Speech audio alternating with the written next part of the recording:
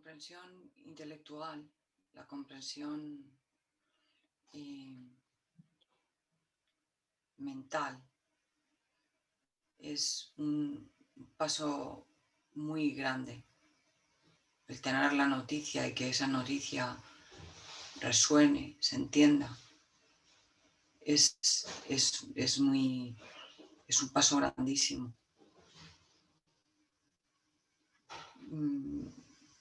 Pero es solamente el primer paso.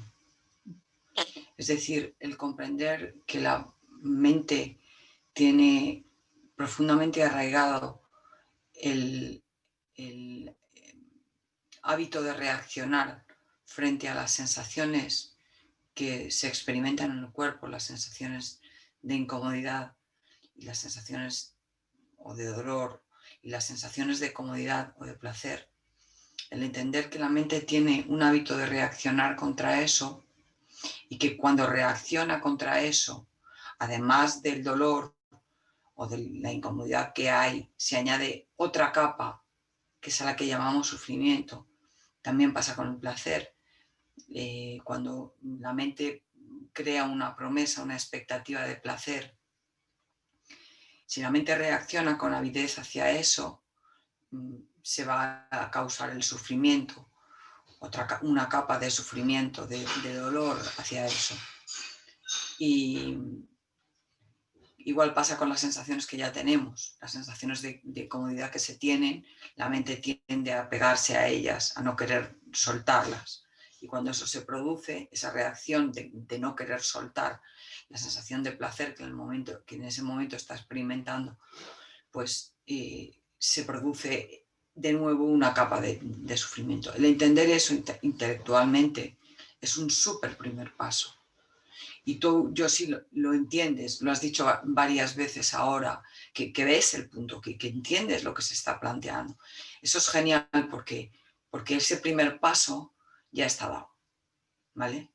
Entonces ahora, además de entenderlo, la vida te sienta en un zafo, te sienta a practicar, porque hay muchos tipos de meditación, pero en esta temporada la vida te tiene practicando esta, que precisamente pone su foco en enseñarnos a no reaccionar frente a las sensaciones de dolor o de placer que podamos experimentar. Esta es la meditación vipassana, ¿no?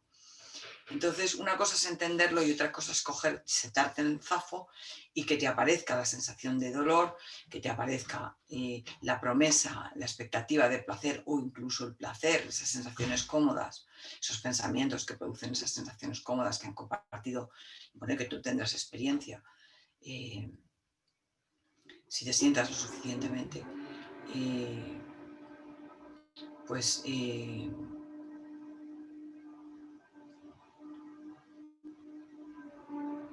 hay un ruido que me distrae ahora.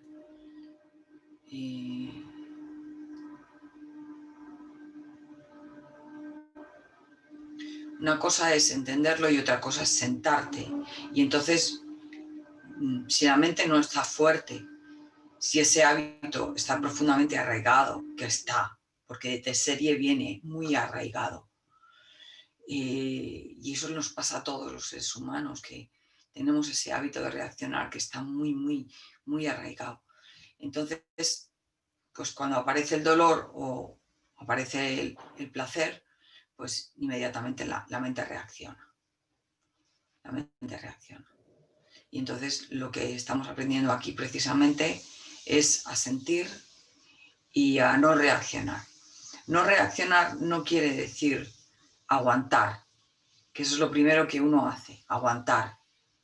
El salto de aguantar a abrirse al dolor, eso es un salto grande, que no necesariamente pasa de manera continuada, puede pasar, luego ya no pasar, volver a pasar, incluso en una sesión puede alternarse entre pasar y no pasar. Es decir, entre aguantar y abrirse al dolor puede pasar en una sesión, en un rato puede pasar de manera continua o de manera alterna, ¿vale? Y entonces esa es la cosa. Tú estás en eso, Yosi. Estás aprendiendo a no reaccionar, pero aprendiéndolo ahora ya en un nivel un poco más profundo. que no es simplemente el intelectual. El punto de vista intelectual para algunos es fácil, para otros ni siquiera. Otros dicen, qué tontería estás diciendo, que no le resuena, a ti te ha resonado, vale. Pues ahora la vida te lleva a profundizar un poco más, a hacerlo tuyo, en un contexto de laboratorio, que es la práctica. Porque es mucho más fácil aprenderlo en la práctica que en la vida. Ahí fuera es difícil, porque te arrastra el hábito. Aquí estamos en un contexto muy recogido, en el que podemos ver los movimientos mentales, podemos ver cómo reaccionamos. Además tenemos la suerte de practicar en grupo y tenemos la suerte además de practicar con alguien que en este caso soy yo, que lleva un poco más andado, más recorrido, y puedo compartir con vosotros mi experiencia. Todo eso ayuda un montón, yo sí. Entonces en eso estás como estamos todos, incluida yo, por supuesto. Estás sentándote y entonces surge dolor, surgen sensaciones de placer y procuramos no reaccionar. Esa es toda la historia. Lo que pasa es que luego eso tiene muchas... o sea, no nos limitamos a la sencillez de cómodo o incómodo. Pues entonces no reacciones. No nos limitamos a eso. Eso se comenta un poco más. Porque si no se comentara, pues quizás sería muy austero y habría pocas personas que podrían pasar por ahí sin la reacción global, que sería: esto no es para mí, esto es demasiado doloroso, no es para mí. Y entonces lo dejo. Entonces, por eso la determinación, la que yo insisto tantísimo, la determinación quiere decir en que siéndome incómodo, mi primera reacción sería, pues me muevo. La segunda, pues lo dejo. La determinación implica pasar por encima de eso y continuar. No entiendo nada de lo que aquí están planteando. Cómodo, incómodo. ¿Qué hago? Lo dejo. Reitero y vuelvo. Y me siento. Y me lleno de dudas y me siento. Y no le veo sentido, que es altamente doloroso, porque ahora tienes dolor físico. Pero hay otro tipo de dolores que vienen de pensamientos que también se reflejan en el físico, pero vienen de pensamientos. Por ejemplo, la falta de sentido es muy dolorosa. ¿Esto qué sentido tiene? Tú misma. ¿Por qué tengo yo que aguantar esto? O sea, ¿por qué tengo yo que estar aquí si puedo no estar? Entonces, con determinación vuelve. No reacciones, vuelve. Y así vamos conociendo la mente. Y la mente va haciéndose cada vez más fuerte. De manera que luego en nuestra vida cotidiana nos surge el dolor, nos surge el placer, que va desde las situaciones más cotidianas. No estoy hablando de grandes dramas, sino situaciones muy cotidianas, muy sencillas, pero que son muy sencillas, pero que a la vez producen una intensidad de dolor, aunque no sea más que momentánea. Y en ese momento uno reacciona y causamos unos berenjenales. Somos de una toxicidad para nosotros mismos y en nuestras relaciones enormes, de una violencia grandísima, porque al reaccionar, se reacciona normalmente con mucha violencia. Puedo por ejemplo, mencionar una autoexigencia